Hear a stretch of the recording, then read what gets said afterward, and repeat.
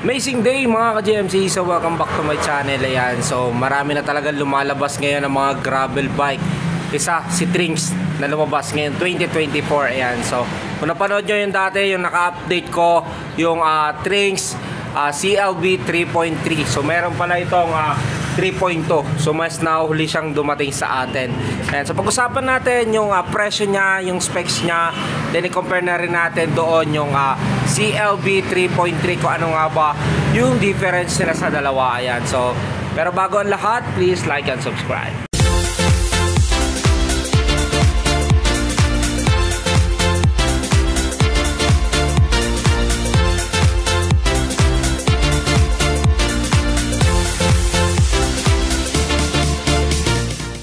Okay, amazing day mga ka-GMZ. So yan po, welcome back to my channel. Ayan, so meron naman tayong bagong i-update ngayon. Ayan, so kung napanood nyo yung dating na-update ko, yung bagong labas ni Trinx ngayon 2024, yung Trinx CLB 3.3. So meron pala itong 3.2 version.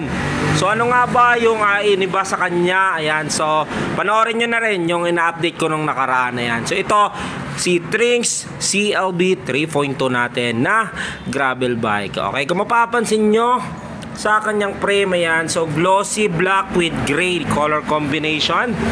Ayan, ito ay size 50 6061 alloy material. Ayan, kung mapapansin nyo. Okay, dito naman sa kanyang top tube, ayan, dito nakalagay yung CLB 3.2 na version niya. Ayan, so glossy. Hindi siya matawag na tubular kasi dito kasi medyo maliit, then palaki ng palaki dito, pero ang ganda rin as glossy. Sa frame naman niya, yan, nakikita pa rin yung bakas ng pinagka-weldingan niya, men. Pero malinis, so at least ang ganda-ganda nito, nakikita natin na walang bakas yung or butas yung pagka-welding niya. So maganda naman yung pagka-welding niya. So para mas matibay. Syempre, dito naman sa kanyang down tube, dito nakalagay yung Trinx na brand niya. So, usually naman natin nakikita sa lahat ng mga bikes. Then meron yan lagay ng battle cage dito. Then sa kanyang seat post pala, seat tube pala, ay meron ng lagayan na rin ng battle cage. Ayan. So dito, ayan, meron niyang may nakalagay, design in Italy. Ayan, yung warning sign, no helmet, no riding. Ayan, so mag-helmet kayo once na nagbabike na kayo. Ayan, para din yan sa inyo mga kabikes. Ayan, so ayan, Trinx is a 5 years warranty. Ito po ay nasa factory na nila to. Ayan, so size 50 yung frame. Ayan, so adjustable seat post pero ball type. Ball bearing yung kanyang pedal. Trinx na rin po yung kanyang saddle. Ayan, so kung mapapansin nyo, ayan, CLB Trinx saddle na. Dito naman tayo sa kanyang drivetrain. Ay, so ayan po, yung kanyang crank ay Pro Wheel alloy na rin po yan, RPL. So yan po ay Halotech. Ayan, kung mapapansin nyo yung ganitong klase na mga crank, yan, Halotech na po yan, yung may tagusan. Yan, diretso sa butas sa kabila. Ayan, so may takip lang yan. So okay, so Halotech, kung may mga pansin kayong ganito. So ito ay alloy na. So Pro Wheel, 3450 teeth yung mismong chainring nito. 34 yung pinakamaliit, yan 50 teeth yung kanyang pinakamalaki. Ayan, so sa kanya namang FB L2R7 yung nakalagay dito. So ito yung clamp type na kanyang FD. So yung pilog, no, ayan, clamp type. Kasi meron din tayong tinatawag na mga brace on. Yun yung usually nakikita natin sa mga bagong labas ni Foxster. Yan, City Reach, meron din yan, no? Pero sa mga ganitong klase ng mga mountain bike, gravel bike na nabilog, yung tubular, ayan, clamp type talaga yung nakalagay dito. Sa kanya namang chain, ayan, ang chain niya ay 10 speed. Yung kanyang RD ay L2R7, ayan, 10 speed din po nakalagay. So bilangin na rin natin yung kanyang sprocket. Ayan po ay cassette type.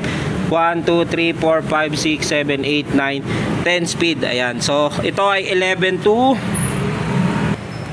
32 teeth. So 11 teeth yung pinakamaliit, then ito 32 teeth. Yung kanya namang hub ay F formula. Then yung kanyang rim, ayan, ay Trinx alloy na po yan, double wall alloy. Sa kanya namang interior, ayan, ay pinaka-press valve na rin yan. Gulong na ginamit sa kanya, compass. 700 by 35C. Ayan, isa gravel bike pagdating sa mga 35C. Compass, then ito ay naka skin wall na. Okay, dito naman tayo sa kanyang harapan. Sa kanyang stem, ayan ay alloy na. So medyo may pagka negative side niya, no. Then ito, drop bar niya, ayan, nakabilog pa o tubular natin tatawag. Sa kanyang headset, ayan, wala pa rin akong idea kung anong size talaga ng headset na to, kasi bagong labas lang nito, kasi baka magkamali din tayo. Pero usually naman nakikita natin ay naka 44, 54 or 53 mostly. Ayan, ito ay tapered, no. Ayan, so yung nakalagay dito ay ball bearing pa yung stock. Ayan, so alloy na rin yung drop bar pala nito. Kinagandahan nito, yung kanyang rigid fork is alloy na. Yung meron na rin yan nakalagay na CLB 3.2. Yan, so ganda, oh. So kahit maglagay ka dito ng mas malapad, so pwede siguro dito mga 45C yung malapad. Kung kayo naman ay gusto nyo mag 29er, think yung pinakamalit yung mga 195 siguro, I think kakayanin pa. Sa Ford niya 195, mukhang kakayanin pa. 29er by 1.95 yung maskin lang. Okay, dito naman sa kanyang STI o tinatawag na brake shifter, ang ginamit sa kanya ay syempre is L2 R7. Yan, syempre dapat konektado yan dito o match yan dito, kasi once na gumamit kayo ng hindi match dyan, syempre masisira or hindi tugma yung pagkatono ng isang bike o yung shifting nyo ay iba-iba. Okay, L2 R7, ito yung gamit niyan. Yan, shifting. Yan, ito yung release. So ito yung nasa likod, yung sa sprocket, release. Then yung kanyang brakes. Ayan, so parang binase to sa SRAM, no, yung ganitong klaseng design ng brake shifter.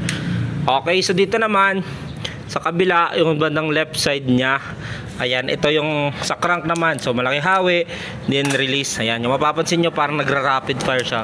So malaking click yan. Yung maririnig mo mga 3 o 4 na click yan. Sa release naman, ayan, oh, para bumaba. So dito naman sa kanyang rotor, ayan, 160mm. Ayan, quick release na rin po yung harap tsaka likod na gulong. And then yung mechanical, cable actuated mechanical disc brake yung ginamit dito. So yan, so mostly naman natin nakita yan sa mga road bike and gravel bike. So bihira naman tayo makakita niya ng mga hydraulic na ganito. So pero ang pinapalit lang naman nila kung gusto mag hydraulic is yung ditong yung caliper niya. So meron pa rin siyang cable actuated. So mechanical po ito. So kung kayo po ay mag hydraulic, depende pa na po sa inyo yan, pero i-suggest siguro gamitan nyo ng dual piston. Pagdating sa mga road bike, mas suggest ko yung mga dual piston kasi mas stable po yung preno nun. Okay, so yung hydraulic kasi, so hindi siya sinisiraan. So yung mga hydraulic kasi minsan umiinit, lalo na sa mga ganitong mga road bike, kasi alam naman natin road bike mas matulin yan compare mo dun sa mga mountain bike. Okay, pero ito yung Trinx CLB 3.2 natin is a gravel bike. L2 R7, ayan, so yung difference naman ito sa Trinx CLB 3.3, ayan, ito ang 2x11 speed, ito ay naka 2x10 speed. Ayan, sa shifter, sa FDRD niya ay L2 R9, ito L2 R7. So the rest, same lang din naman sila. Yung sa presyo, ayan, kung napanood nyo yung update ko yung presyo ni Trinx CLB, 1,000 difference. So mas mababa ito ng 1,000 pesos. So ito, presyo nito ngayon ay 13,800 with up 6 freebies, club tube, massinger arms, lip taillight, battle kits. Ayan po, yun po yung Trinx CLB 3.2 natin. Comment down below kung nagustuhan nyo yung bagong update ni Trinx gravel bike natin.